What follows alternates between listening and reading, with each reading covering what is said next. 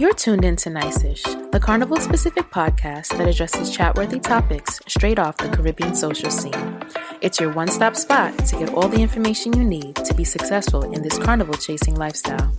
You'll be filled with knowledge and getting updates from me, Sha, and other professionals in the field of Bacchanal. It's time to get nice.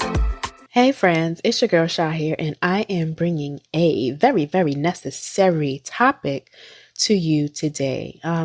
We have a lot of fun on the show talking about Carnival and soca and a bunch of other things that bring us joy, but I really wanted to take the time to address the matter of personal finances because, to be quite honest, if we aren't taking care of ourselves financially, then we can't, and some of us actually shouldn't be going on some of these trips. So I'm joined today by fellow podcaster and entrepreneur Tiffany Grant, who has graciously accepted my invitation to answer most, if not all, of the listener questions that came through via my social media platforms. But before we get into all of that, I just wanted to truly thank all of you who have been tuning in to Nice-ish since episode 1.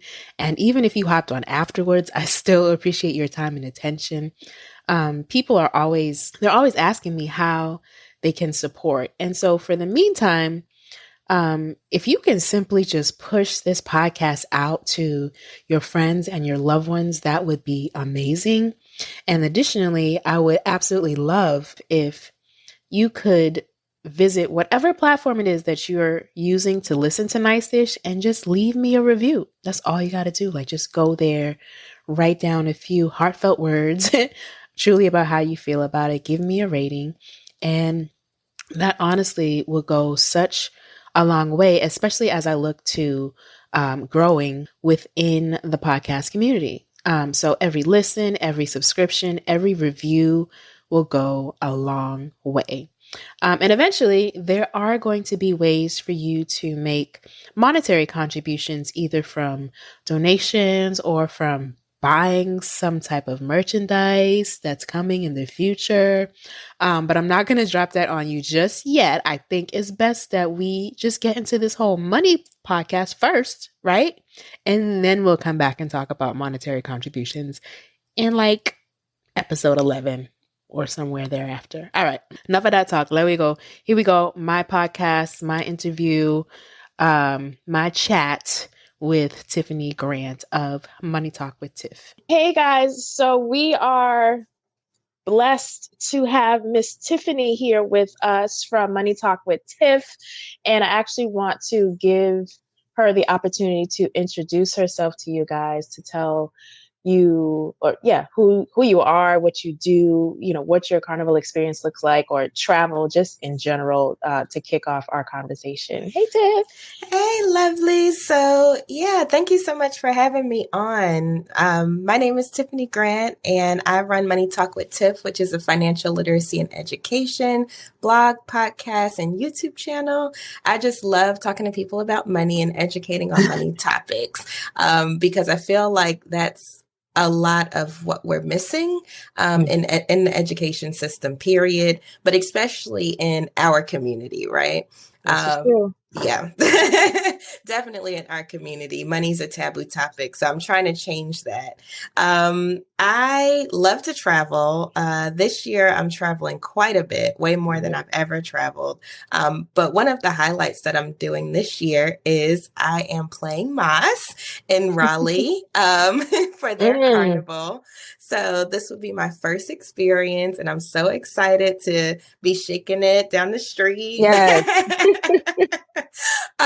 But as far as my carnival experience, I grew up in New York, so I used to always go to the Labor Day parade there, which is a blast. And I actually was able to ride on a truck a couple of times because another side of my family's Trini, so they had a band, and so I would ride on their truck for that. But other than that, I've gone to the local, the Raleigh Carnival last year, and that was really fun. It was a scaled down version of New York, but it was but it was fun and it was good, and it just made me so proud to see so many of our people, Yes. representing their countries and everything while I was down there. And, I'm part of the Jamaican Association here in Greensboro, North Carolina, where I live. Mm-hmm. And, some of us, all went down there just to represent Jamaica. So Right. it was, and I cannot wait until I actually play in it this time. Awesome. And so what are your, I'm being nosy, what are your Carnival related trips this year? I know you said that you're going to a number of places. Oh yeah. So here in the States, I'm going to DC a few times actually, because I have some speaking engagements there and conferences. I'm going to St. Louis. I'm going to Long Beach, California. I'm going to Thailand in May, Okay. which I'm super excited. I haven't been there yet. I'm also going to the Bahamas. Yeah, I think that sums it all up. But that's all this year, and I'm like, woo, Yeah, I that's might a have lot. overcommitted. That's a lot. I'm over here thinking the same thing. I had just conversations with like I have a designers like group chat, and one of the members were in there talking about how it's becoming more difficult for you to start planning and paying for things because like especially Carnival related because things are starting to overlap. So you're not just planning for one trip, you're planning for like, okay, there's Jamaica coming up. Okay, Bahamas is right here. And now this new cruise is out. It's just like how, it's becoming a lot to really to organize like these trips and especially the financial aspect of it as well. And I think, yes, our people definitely need some guidance, growing up, my mother always said, save, save, save. But you're like, okay, yeah, whatever. But now you're like, damn it, I should have listened to her. So yeah, we need help. On my birthday, actually, February 6th, you launched an episode called 2020 Travel Tips. And then back in September, you launched an episode entitled Making Travel a Financial Priority. So I just kind of wanted to put a pin on those for the listeners so that they will go back and listen to them. So really, it's just this conversation. I want to talk about like all those things. So I have a number of questions from listeners that I'm going to ask like verbatim. But if you can just highlight maybe the couple things that you talked about in those 2020 travel tips for everybody. Oh yeah, absolutely. So, well, I'll backtrack to the one in September when I had Danielle Desir on. She is phenomenal. She does a lot of travel, way more than me. I always tell her that she's hashtag goals. But in that episode, what we really wanted to hit home was budgeting for travel, right? Because that's the important thing. So if you take whatever trips that you want to go on and you break it down per month, it doesn't really seem like that much anymore, rather than trying to, at the last minute scrape together the whole amount.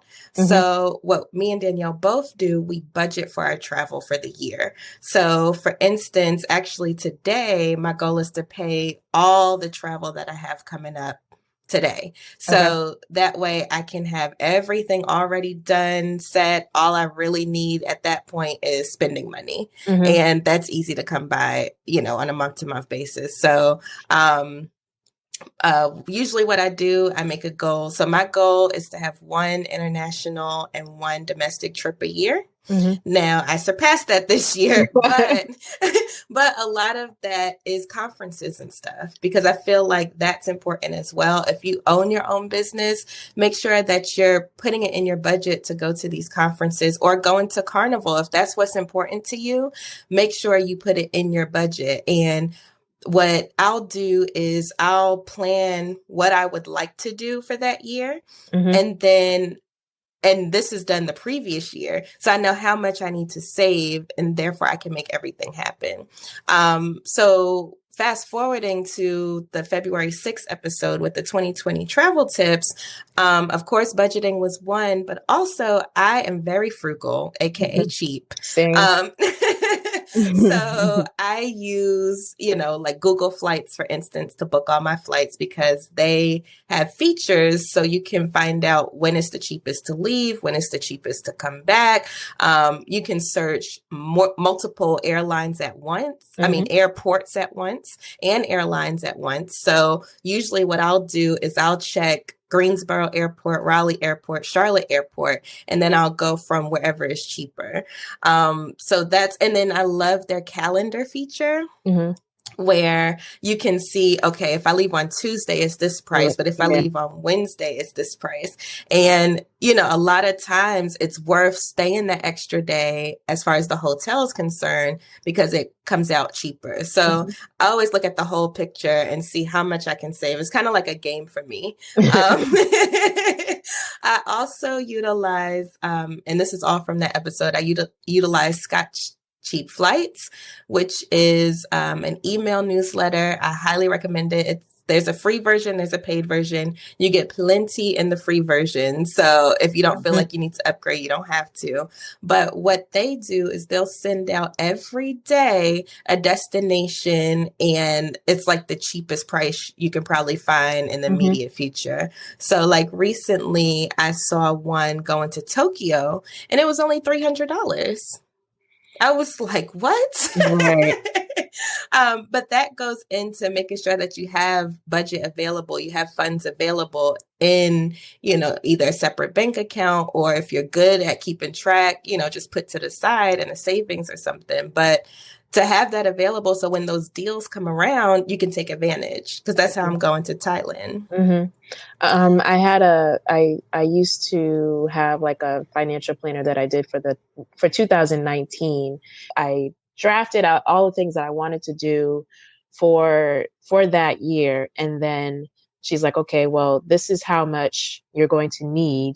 And so basically I created a separate bank account. Like I created so many little bank accounts so that the direct deposit from my job for the amount that she recommended goes into that. And so it's great because I forget that it goes there. And then when it comes time to purchase something, I'm like, oh my God, I got $400 in my little account. Let me go use that.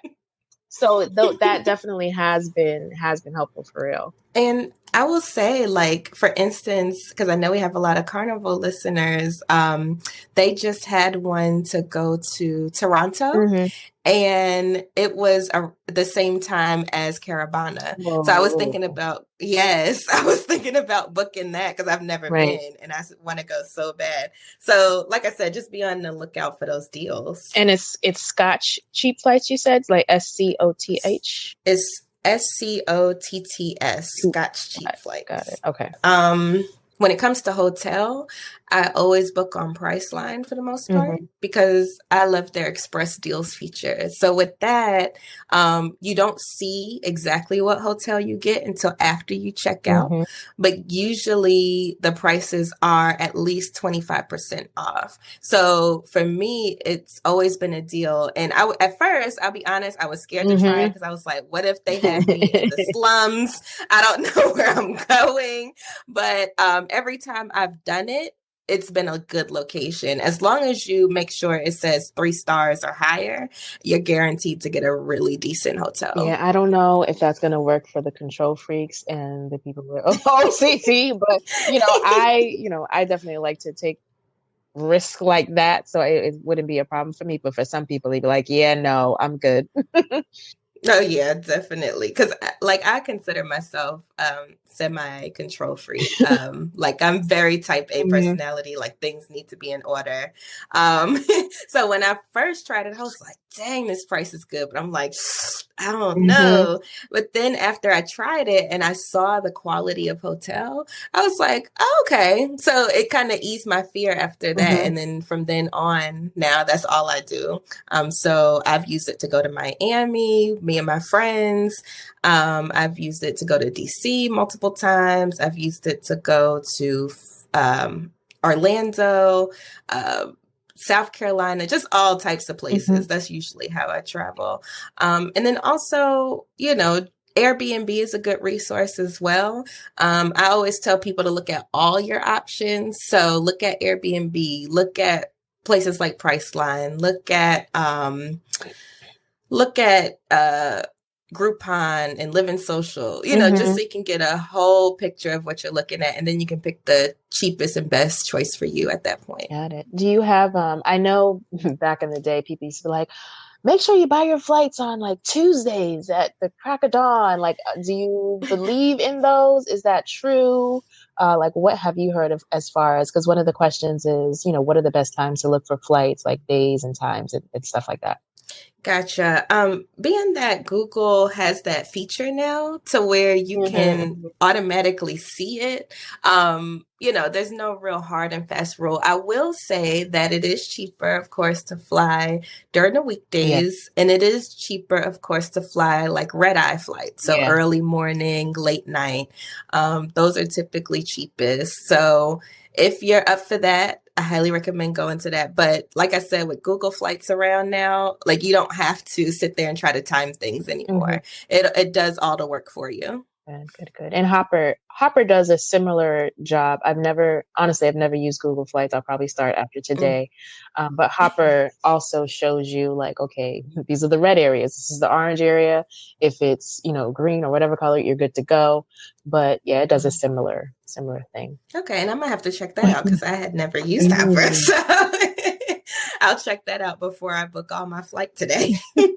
What other apps do you have like in your arsenal? What are your favorite either budgeting apps or travel apps that people can kind of be on the lookout for? Oh, there's so many out there.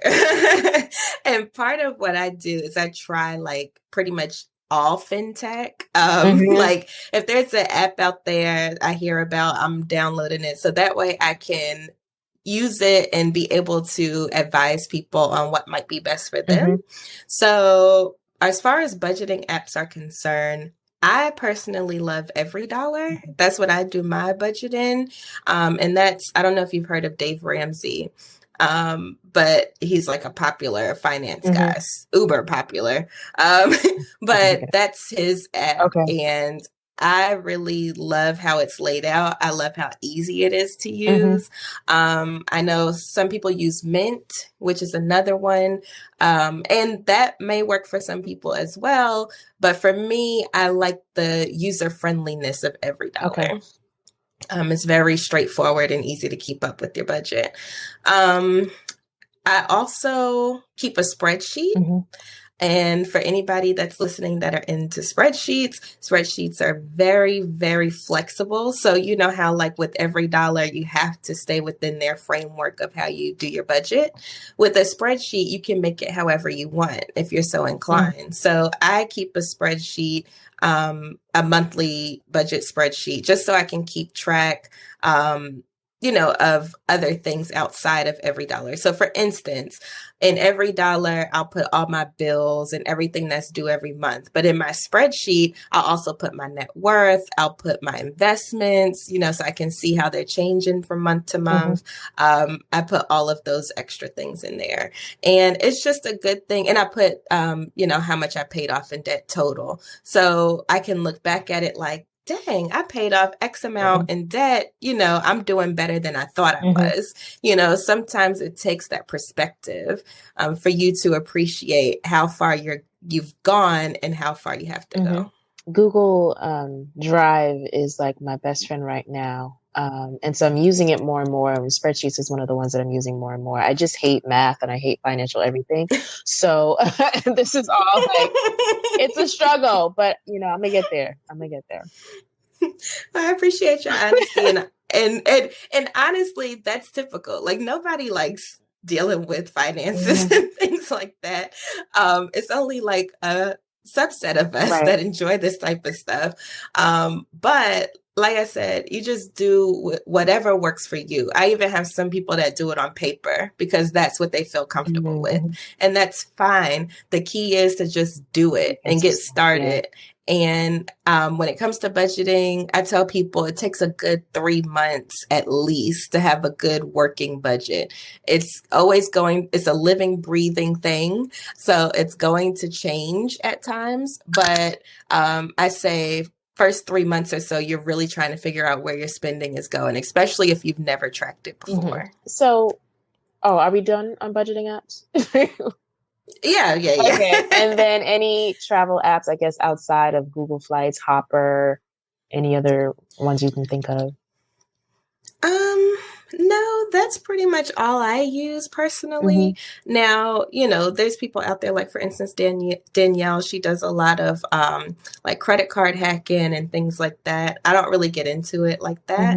Mm-hmm. But I'm sure there's apps for that. And let me see. Oh, I do book my travel on my credit card Mm-hmm. sometimes, just so I can take advantage of the points and, getting that money back. Yeah, So highly recommend doing that if you're responsible with credit cards. That's the caveat.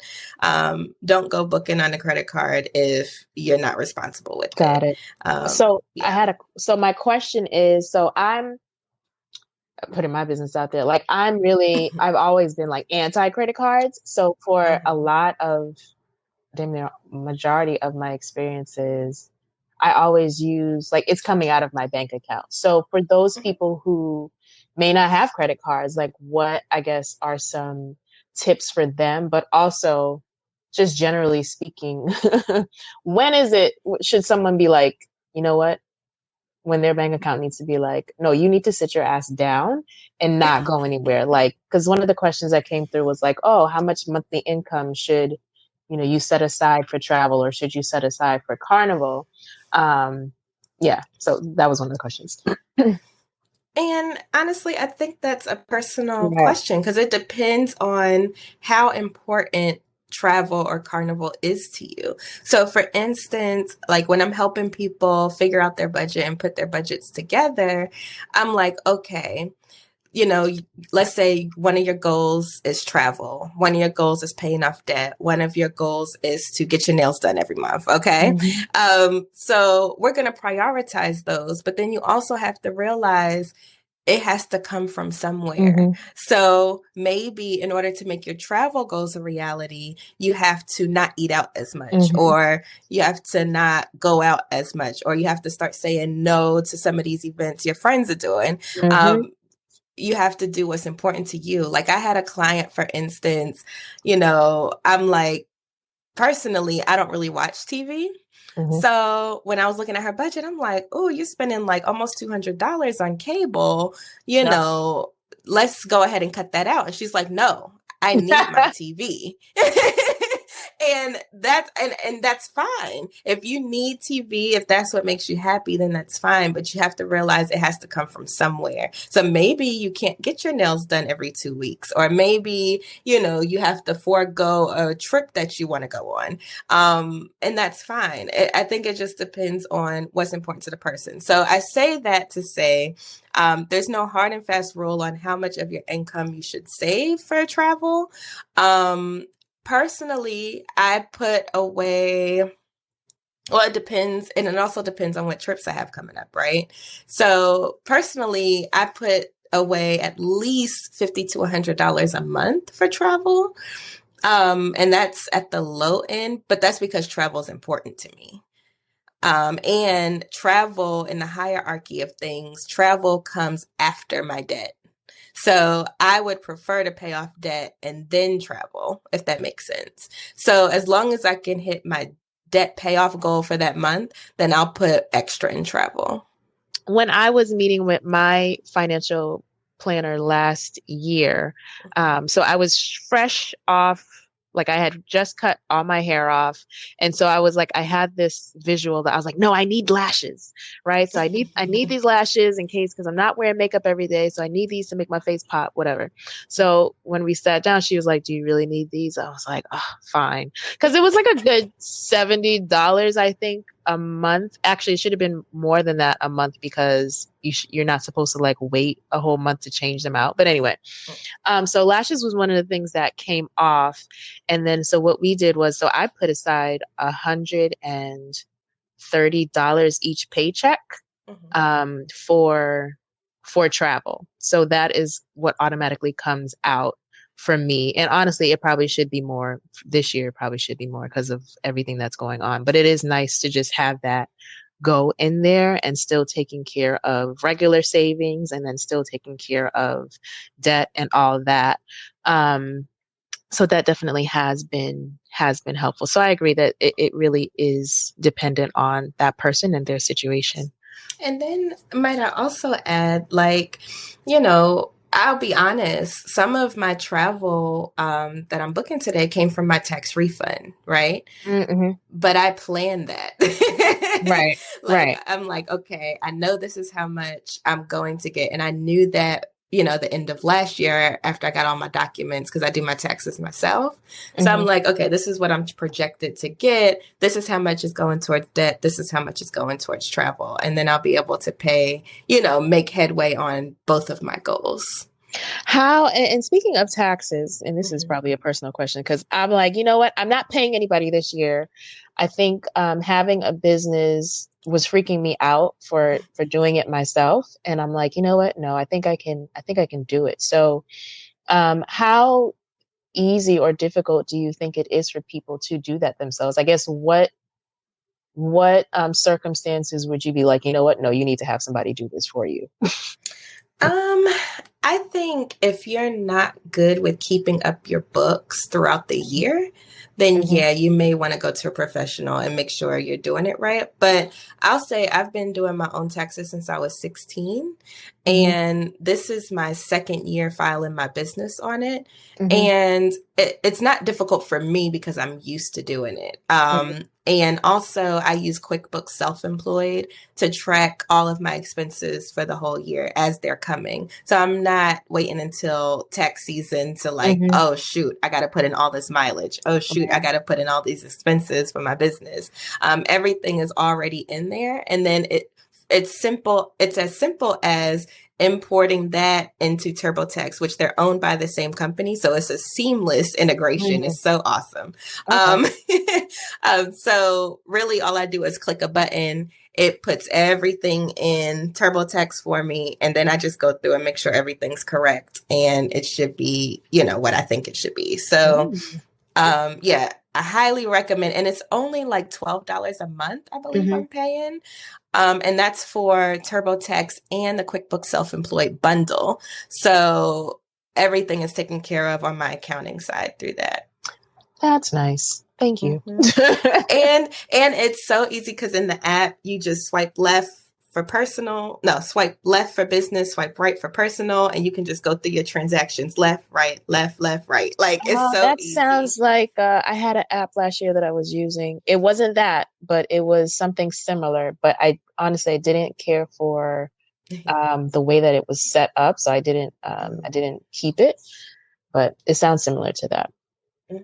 I highly recommend it. Hmm. And so I have all of my credit cards because I don't really use credit cards like that, Hmm. but I do have them all connected just in case I do use it for a business purpose. It can go in my transactions and I can just swipe left, swipe right. It also has a mileage tracker in it, and it also has a time tracker because I do a lot of freelance stuff too. Hmm. So I can put in what my hourly rate is for whatever client I'm working with, and then it'll track my time. And then I can just go in and export that as well. Oh wow. Okay. Yeah, I'm definitely downloading that after we get off the phone. Um, when let's see. All right, so we talked a bunch about travel stuff and a little bit of like carnival things. So getting into, I guess, some of the general, I'd call them general adulting questions. Like, what tips do you have right now on building credit? I think a lot of people don't realize how important credit is in the United States of America, unfortunately. Um, so any tips there that can help them to try and get life together? Yeah, so I'll tell you how I got my life together. And I feel like this is like the biggest tip. So I was very credit adverse because I grew up in a household where it was spenders. Mm-hmm. And, you know, my mom, everywhere she would go, they would ask her, hey, would you like to apply? You know, you get X percent off today if you apply Mm-hmm. for a credit card, blah, blah, blah, blah, blah. And she would always say, yeah, sure. And then she would Mm-hmm. whisper over to me, like, I know I'm not going to get it. And then lo and behold, you're approved. So Mm-hmm. she had a stack of credit cards, and I kid you not, probably about 3 to 4 inches high of just credit cards for different stores, different MasterCard, Visa, whatever. And I grew up in that household, and she also went through foreclosures and bankruptcies, right? Mm-hmm. So I saw what a mess credit cards can become. Mm-hmm. So therefore, I was very scared of getting a credit card. Like, I didn't get my first credit card until I was probably about 23, Mm-hmm. 23, 24. And the only reason I did is because you have to have credit to have credit, which Right. I think is so crazy. It's dumb. I'm like, oh, you don't have enough credit. I'm like, isn't that a good thing? Like, you know, Right. why are you making it seem like this is good? Like, but I get that you can't tell whether or not I'm good on paying my bills or not. But this is also, it's just dumb. Anyway, carry on. It is. Dumb. It is. I am so with you on that. But I was like, okay, so I need to bite the bullet and build my credit. Mm-hmm. So I got my first credit card. It was through Capital One. And I Same. highly recommend Capital One because they'll approve you. For the most part, they approve. Mm-hmm. You know, a lot of people. You know, and I was at that time my credit score is probably about 5 something, Mm-hmm. and they still approve me. So highly recommend Capital One. But anyway, a feature that I love about them is that with that particular card, and I think it was called the Quicksilver, if I'm not mistaken. Mm-hmm. They approve you. So I started with like $300 credit limit. And then after 6 months, if you keep up with your payments on time and everything's good, they automatically increase it because you've proven yourself to them. Mm-hmm. So they automatically increase it after a few months. And that's helpful because that helps your credit utilization, which is a big part of your credit score as well. So some components of your credit score are credit utilization, available credit, and on-time payments, things like that. So, and also they don't do a hard inquiry again. Mm-hmm. Like when they increase it, they Mm-hmm. only do one hard pull, and that's important because that decreases your credit score as well if you have too many hard pulls. So they do one hard pull when you first apply, and then from then on, anytime you request the increase, they don't do a hard pull anymore. So that's another reason why I love Capital One. So part of how I built that, so I had that one card, I would just get gas, pay it off, gas, pay it off. I never spent more on that card than I had in my bank account. Because I think that's where people go wrong. They start using credit cards as income instead of a tool. And that's how you dig yourself into holes. So I would only literally buy gas, pay it off like a couple days later because I was just so scared. So I did that for a few months. They increased it. And then you can request a credit limit increase with Capital One every 6 months. So I would put it in my calendar. Okay, let me request a credit limit increase. Even though I'm not using hardly any of it, it just looks good for your credit utilization. And then also, if you ever did need to use it, it's available to you.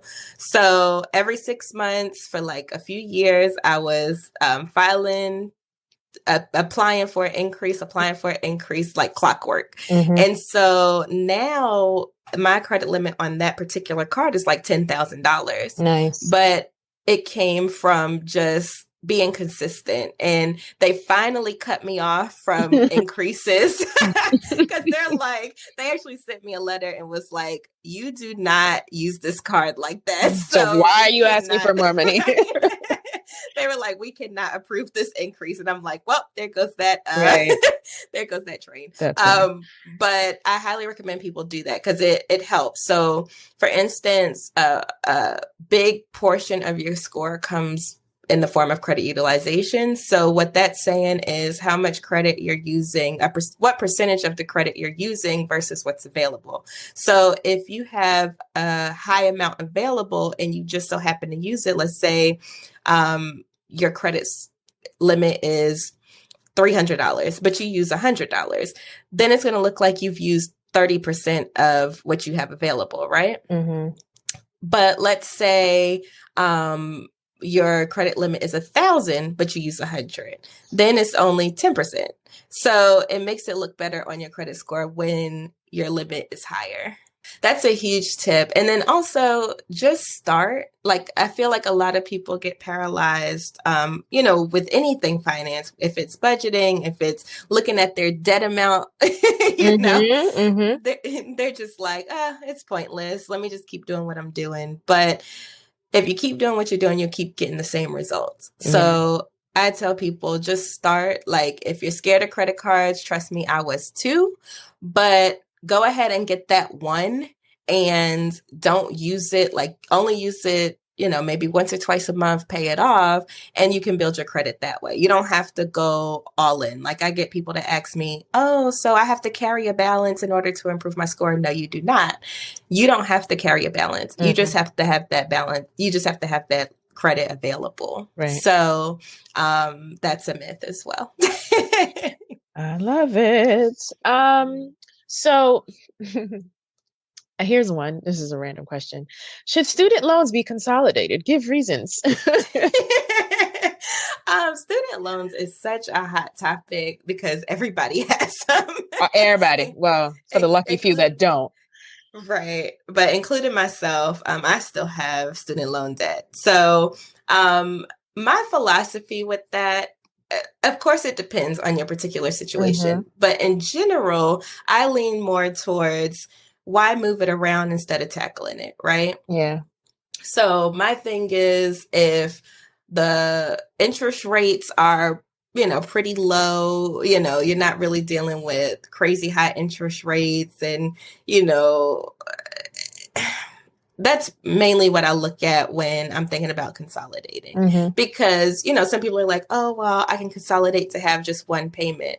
Yeah, you could, but is that going to move the needle? Mm-hmm. Like, it's going to be the same amount, regardless if it's one payment or a few payments, right? So my philosophy with any debt consolidation, whether it's student loans, credit cards, what have you, is if you're not going to get an extremely better interest rate, then just leave it alone and just tackle it and just go at it hard, because that's what's going to move the needle, not that little 0.5% in interest that you're going to save. Got you. I think for some people, it's like consolidating to try and get a better, I don't know that they're looking at the interest rate, but more so at the amount of their payments, to say, oh, if I consolidate, then my payments are going to be a lot less than if I keep them the way that they are now. And you have to realize, so when you look at your payments, for instance, even though it might seem like less, you're extending that term now. Yep. So let's say, for instance, I have student loans. I'm on the 10-year plan. Now I consolidate and go to a 20-year plan and my payments are less. You're really paying more in the long run. Mm-hmm. So I tell people to look at the whole picture, not just like, oh, I'm going to save X amount every month. Like, that's short term thinking. Like, you have to think for the long term. So what I usually do is I'll like model out different scenarios for people. So I'm like, okay, if you do this, this is how much interest you're going to be paying. If you do this, this is how much interest you're going to be paying. If you do this, this is how much interest you're going to be paying. Mm-hmm. So that way they can look at the whole picture over the life of the loan, because, people can get really short-sighted and just look at it as savings when in reality it's not. Mm-hmm. Agreed. These are excellent questions. Well, thank you. I popped it up on Instagram, and I had a lot. At first, they started to be real silly.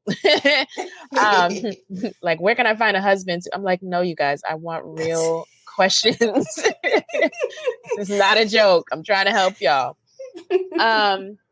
So now they're really getting into stuff that is not my territory. So they're talking about so how much should I have in my Roth IRA at a certain age?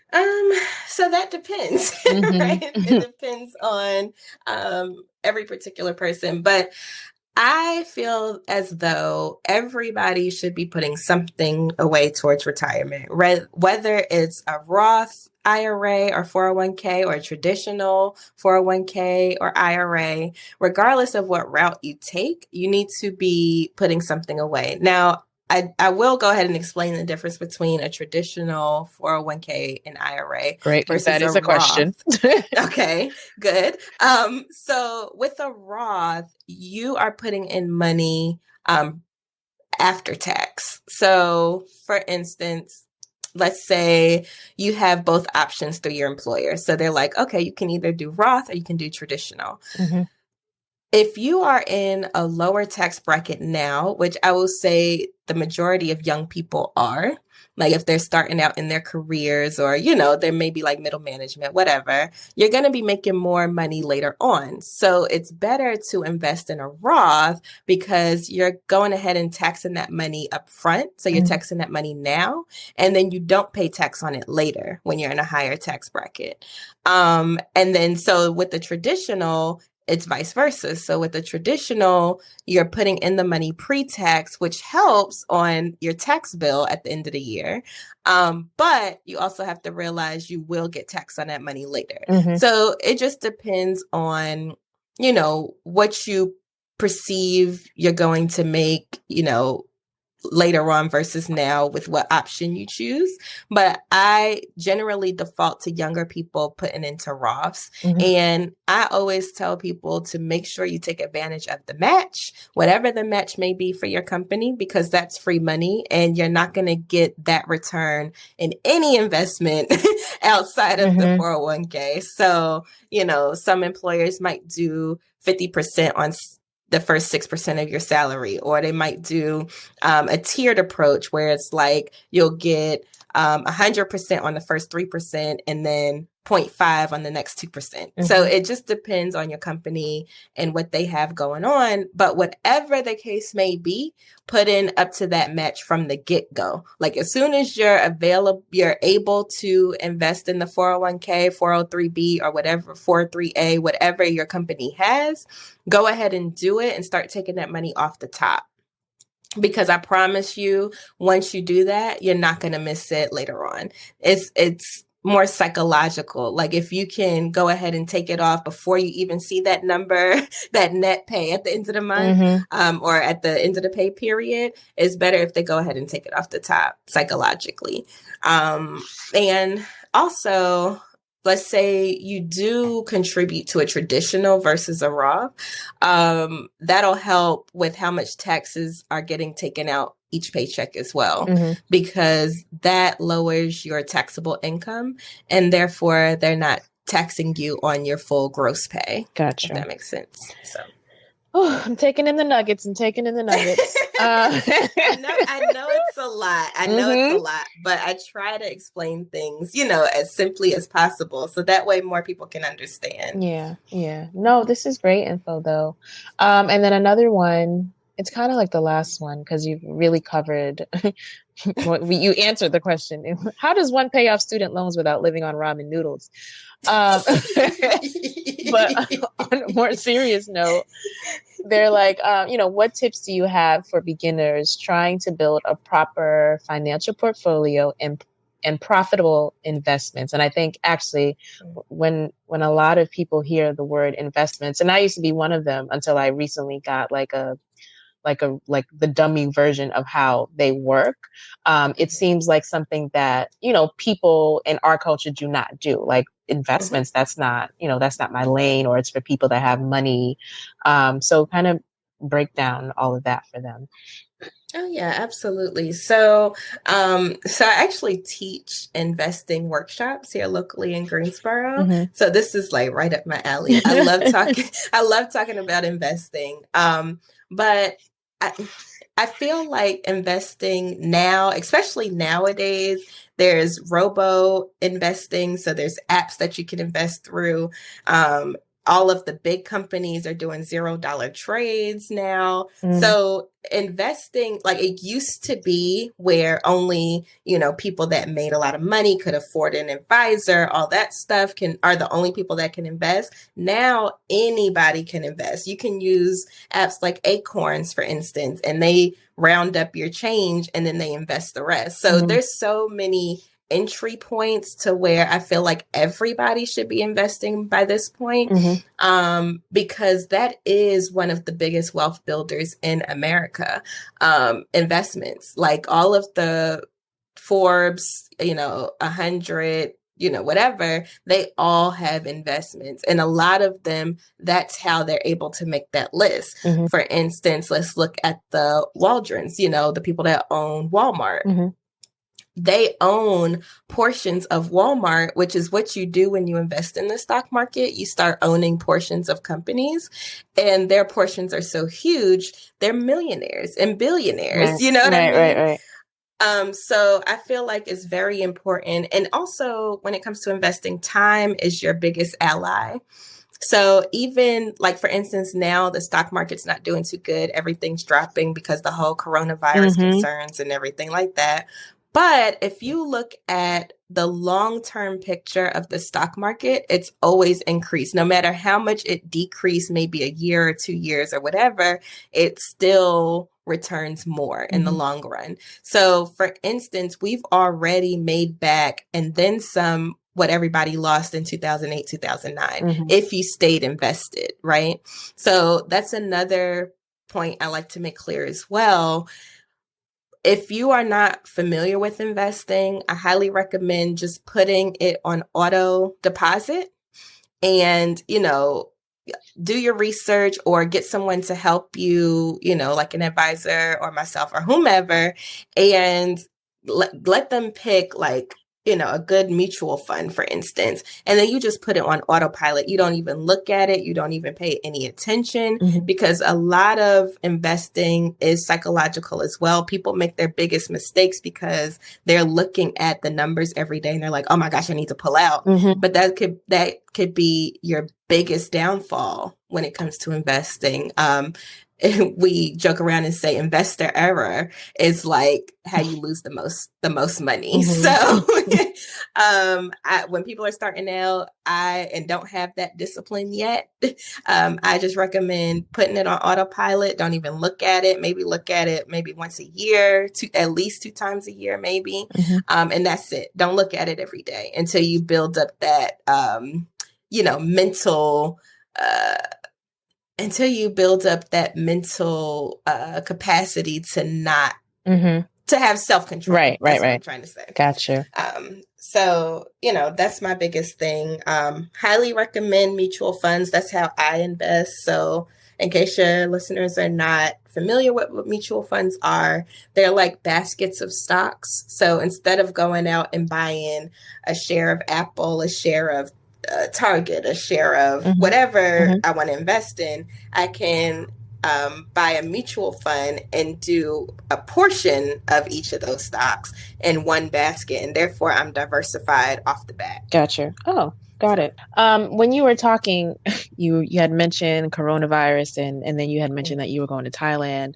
And so in my head, my immediate thought was, because I'm on the podcast I launched yesterday, I had told everybody to, start investing in trip insurance just in case, things happen and then you're unable to travel because there's a country or something under lockdown. But as far as insurance made me think of life insurance. And until recently, I'd been given various information about when someone should get life insurance, not just the one that's like already taken out of your check that's already included in things. But so with this whole breast cancer situation that I had in September, now I'm like, oh shit, should I get now life insurance is going to be even more expensive for me. But when should people start investing in like real deal life insurance? Is there a certain age? I've heard, do it after you have kids. Like, what is the real answer there? Like any like any financial topic, it depends. No, but I will say the earlier you get it, the better. And I'm a firm advocate in term life insurance. I feel like whole life insurance has its value and it has its place, but a lot of people don't need whole life, and because whole life is more expensive, and we can get into a whole thing, term versus whole, but I'll say it's a very small subset of people that will benefit from whole life insurance versus term insurance. So with term insurance, you're covered for whatever term it is that you sign up for. It's generally cheaper. So for instance, I have two term life insurance policies. I have $250,000 in a 30-year term, and I have $250,000 in a 20-year term. So my thought process is this. In 30 years, okay, because I have two kids. Let me just set the scene real quick. I have two kids, ages 10 and 5 right now, right? So I'm like, okay, in 30 years, I don't plan on having any debt. My kids will be grown. Nobody is going to depend on my money at that point. There shouldn't be any reason why I would need any type of life insurance after that point, because at that point I would be self-insured, in my opinion. That's how I have projected out my income, because I do full financial plans too. So of course I did my own. And so I'm like, in 30 years, nobody's going to depend on me. All of my debt will be paid off. So really the most that anybody would have to spend, because I already know that I want to be cremated. I already know, right. Like I already know all of these things, and I know how much that's going to cost hypothetically at that time. So I'm like, the most anybody would ever need is maybe like $10,000 to put me to rest. And at that time, I should have that in liquid, availability. Like I should have that in assets or cash or whatever. So at that point, I don't need life insurance anymore. Life insurance is there to cover your expenses and things like that after you die, or to cover and make sure your kids are taken care of after you die. That's what it's there for. That's what it's used for. It's not supposed to be a payday for whoever you have, waiting on you to die. Right. Like that's not what it's supposed to be. It's supposed to take care of your house, your home after you pass on. So that's why I feel like 20 and 30-year terms for me is great. I only pay maybe like, $20 a month per policy. And that's because I'm in good health, things like that. And they're really good rates. So that's versus if I was to get whole life, my premium might be more like $100 a month or, somewhere up there. Now with whole life, you're covered for your whole life. So it doesn't matter. Like if I die at 60s, well, let's see, I'm about to be 29, 30 years, that would be 60. So let's say I die at 75. With term, I wouldn't have that coverage anymore. Right. But with whole life. But where does the money go? It doesn't go anywhere. It disappears. Oh my God. So it's give and takes with all of them, right? But like I said, for my purposes, I like term because, the cash value, like I don't really care about that. All I care about is, if my kids need to if I die, let's say, knock on wood, tomorrow, I want to make sure my 10 and my 5-year-old is taken care of. I want to make sure I'm not leaving a burden, because right now I have debt, and to leave a burden for my family members after I pass on. So so that works for me. And it just depends on your situation and what's important to you. Gotcha. I really hate ending on that note because I know, it's so morbid. I'm sorry, guys. But we only have so much time left before it cuts us off. My bad. That was so morbid. Let's see, what's something fun we could talk about real quick? Okay, no, one question was, people want to know like whether or not they want to know whether or not your budget should impact the people that you travel with. And I did do a group travel episode before. So basically, if you have someone whose budget is really low, but you have someone who's like, no, I can spend whatever, right? Does that matter? What's your thoughts on that? I will say it does matter. Because like, for instance, like if I really want people to go with me, I want to make sure I stay within everybody's budget, because I'm so serious when I say I don't like people to overspend. Like, don't overspend just to go on this vacation with me. Like, let me know what your budget is and I'll try to work around that. Communicate. Yes, because I feel like if you are planning a vacation and you're like, oh, I want you to go, and the person really can't afford it, some people can't say no. And then you're setting your friends, like people you care about, up for failure. So I'd always take into consideration who I'm traveling with, what's in the budget for them, and then I plan around that. I think that's important. Yeah, I agree. Okay, that was better. Yes.